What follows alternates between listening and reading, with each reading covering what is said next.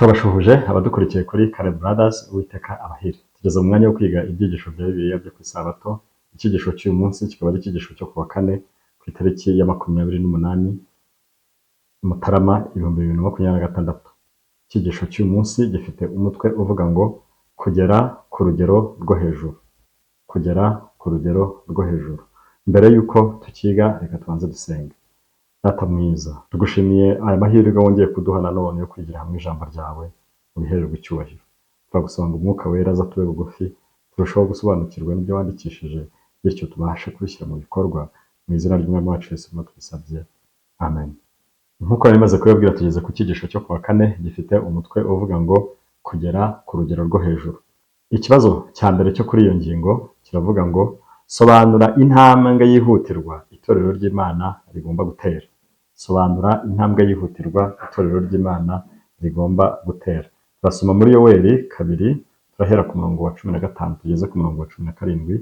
Hari amagambo avuga ngo muvugirize impanda i Siyoni, mutegeke kwiyiriza ubusa, mugire iteraniro ryera, muteranye abantu mweze iteraniro, muteranye abakuru n'abana n'abakiri ku ibere. Umukwe nasohoke mu nzu ye, n'umugeni mu nzu yarongorewemo. Abatambyi bakorera Uwiteka nibaririre hagati y'umuryango w'urusengero n'igicaniro, maze bavuge bati Uwiteka we, kiza ubwoko bwawe, ntureke ab'umwandu wawe bashinyagurirwa, kandi ngo bategekwe n'abanyamahanga. Ni iki gituma duhinyurwa mu banyamahanga bati Imana yabo iri he? Hano rero batubazaga ngo niki itorero ry'Imana ritegeka kwihutirwa gukora. Niki? Sobanura intambwe yihutirwa itorero ry'Imana rigomba gutera. Ahangaha haratugaragariza neza ko tugomba kuvugiriza impanda i Siyoni. Mu yandi magambo, tugomba kumenyesha abatuye isi ibyenda kubaho. Tugomba gutegeka abantu bakiyiriza ubusa. Tugomba gutegeka abantu bagakora uko bashoboye kose, nk'uko twabyize mu ngingo y'ubushize, bakiyiriza ubusa bagamije kugira ngo basobanukirwe neza n'ububi bw'icyaha, bityo babashe no kubona imbabazi z'ubuntu bw'Imana. Ibyo dukwiye kubishishikariza abantu, tukiheraho, twarangiza tukanabishishikariza n'abatuzengurutse. Mugire iteraniro ryera. Mu yandi magambo, dukwiye guhinduka abera. Tugomba guteranyiriza abantu bose mu iteraniro, tukababwira abakuru, abato, abana. Abatambyi bakwiye guhagarara hagati y'urusengero n'igicaniro, maze bakabwira abantu ibyenda kubaho. Bakwiye gusenga Imana kandi bakanabwira ababazengurutse, bakabwira rubanda ibyenda kubaho. Ngicyo iki torero. Mu yandi magambo, itorero rikwiye icya mbere kwiyiriza ubusa kugira ngo ribashe gusobanukirwa n'ububi bw'icyaha, maze ribone uburyo ryakira imbabazi zituruka ku buntu bw'Imana. Barangiza bakasohoka bakajya hanze bafatanyije n'abayobozi b'iryo torero bose, abizera n'itorero bose, bakajya hanze bakajya kubwira abazengurutse ko hagiye kubaho iherezo ry'isi. Mu mwuka w'ubuhanuzi, mu gitabo cyitwa Abagabura, ibihamya ku bagabura, paje y'143, hari amagambo avuga ngo Kristo azabana na buri mugabura wese, nubwo ashobora kuba ataragera ku butungane mu mico, ariko akaba ashakishanya umwete uko yasa na Kristo. Uwo mugabura azasenga, azaririra hagati y'ibikingi by'amarembo n'igicaniro, ataka mu mutima afite agahinda ko kuba ari imbere y'Uwiteka. Bitabaye ibyo, ntashobora guhagarara imbere y'abantu, ijuru ryose rimuhanze amaso, kandi ikaramu y'umumarayika yandika amagambo ye, imyifatire ye n'umwuka we. Ahangaha iyo bavuze abagabura, ni ukuvuga ni abayobozi b'idini. Abayobozi b'idini cyangwa bafite inshingano zo kugabura iby'Imana mu itorero bakwiriye icya mbere guhinduka mu mico. Niyo baba bafite imico idashimwa cyane cyangwa itari ku rwego rwo hejuru, nibasenga Imana bakicisha bugufi, Imana izababa hafi. Kandi nibasenga Imana bicishije bugufi bagasaba guhindurwa, bazahinduka ndetse bagende bahindure n'abandi. Ariko nibaramuka badahindutse, nabo ubwabo ntibazashobora gukora inshingano baragijwe.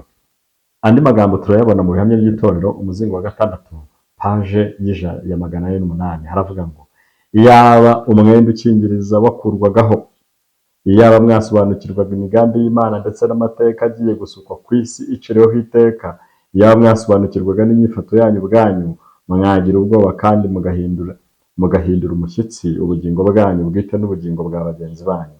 Amasengesho akomeje kandi avuye ku mutima umenetse, ushenjaguwe n'intimba yasengwa akazamuka agana mu ijuru. Mwarira hagati y'uruhamo rw'umuryango w'igicaniro, mukatura ubuhumyi bwanyu mu by'umwuka no gusubira inyuma kwanyu. N'ayandi magambo, dusobanukiwe ibiri imigambi y'Imana ndetse n'amateka agiye gusukwa ku isi. N'ayandi magambo, tubashije gusobanukirwa ibigiye kuba imbere aha, twahinduka, twasenga, twasaba Imana kugira ngo idufashe kugira ngo duhinduke tugire imico nk'iyayo. Imana ibidufashemo kugira ngo umwenda ukingirije mu maso hacu ukurweho, tubashe gusobanukirwa n'uko isi igiye kurangira, bityo twitegure kugaruka k'Umwana w'umuntu. Ikibazo cya kabiri kiravuga ngo ni gute Imana yifuza gusubiza bene ayo masengesho avuye ku mutima avugwa n'ubwoko bwayo. Yoweri 2:23. Yoweri 2:23 haravuga ngo noneho munezerwe bantu b'i Siyoni mwe, mwishimire Uwiteka Imana yanyu kuko ibahaye imvura y'umuhindo ku rugero rukwiriye, kandi ibavubiye imvura y'umuhindo n'iy'itumba nk'ubwa mbere.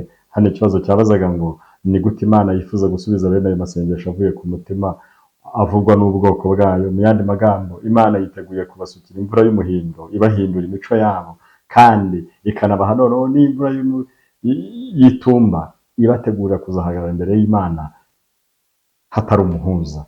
Reka dusome hano mu mwuka w'ubuhanuzi, intambara ikomeye, paji 610 na paji 611. Haravuga ngo umwanzi ashishikariza abakozi be ngo bashake uburyo bwose bagwabiza umurimo w'Imana, ariko abayobozi b'ibihugu bubaha Imana bakoreshejwe n'abamarayika bera bazaburizamo imigambi y'abo bantu babi batarinze kujya impaka. Nuko rero abantu bake gusa bazifatanya n'imbaraga z'umwanzi.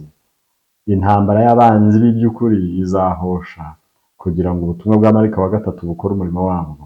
Ubwo umuburo uheruka uzatangwa, ijwi ryabo rizagera ku matwi y'abategetsi b'isi bazaba bakorera Imana batabizi, maze bamwe bo muri bo bakira uwo muburo bahereko bifatanya n'abantu b'Imana muri icyo gihe cy'akaga.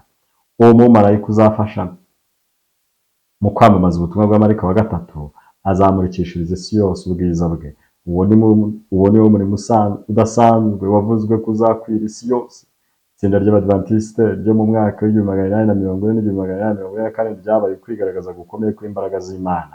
Ubutumwa bwa marayika wa mbere bwabwirijwe mu isi n'abakorerabushake, kandi mu bihugu bimwe na bimwe habaye gukura mu by'idini, aribyo byagaragajwe n'ivugurura rikomeye ahantu hose uhereye mu kinyejana cya 16. Ariko umusozo wabyo ugomba kuba itsinda rikomeye rifite umuburo w'ubutumwa bwa marayika wa gatatu. Mu yandi magambo, hano turimo turabona neza yuko umwanzi ashishikariza abakozi be ngo bashake uburyo bwose bagwabiza umurimo w'Imana, ariko abategetsi bo muri leta, harimo abategetsi bakorera Imana batabizi, bakitambika ibyo ngibyo. Ariko icyo gihe kizagira kirangire, nyamara kizarangira Imana yaratanze uburyo kugira ngo ubutumwa bwa marayika wa gatatu bukwiye mu isi yose, noneho ukirakire n'urimbuka arimbuke. Imana idufashe kugira ngo tubashe kwemera kwakira imvura y'umuhindo, bityo tuzabashe gusukirwa imvura y'itumba. Imana ikomeze kuturinda, ikomeze kutugirira neza kugira ngo tubashe kugera ku rugero rwo hejuru. Kandi ibyo nta kindi kizabidushoboza, ni uko tuzemera tugaca bugufi, tukemera kugendera mu murongo Imana yaduhaye. Ibyo ni byo nsabira buri wese ngo Imana ibiduhere hamwe mu izina ry'Umwami wacu Yesu. Amen. Dusoza rero iki cyigisho, mureke dusenge. Data mwiza, tugushimira amahirwe uduhaye yo kongera kutwibutsa ko dukwiriye guharanira kugera ku rugero rwo hejuru, kandi ibyo tuzabigeraho binyuze mu kwakira imvura y'umuhindo izatubashisha no kwakira imvura y'itumba. Udufashe utuyobore kugira ngo tubashe gushyira mu bikorwa ibyo wandikishije, bityo tuzabashe kuzasangana Umwana wawe ubwo azaba agarutse.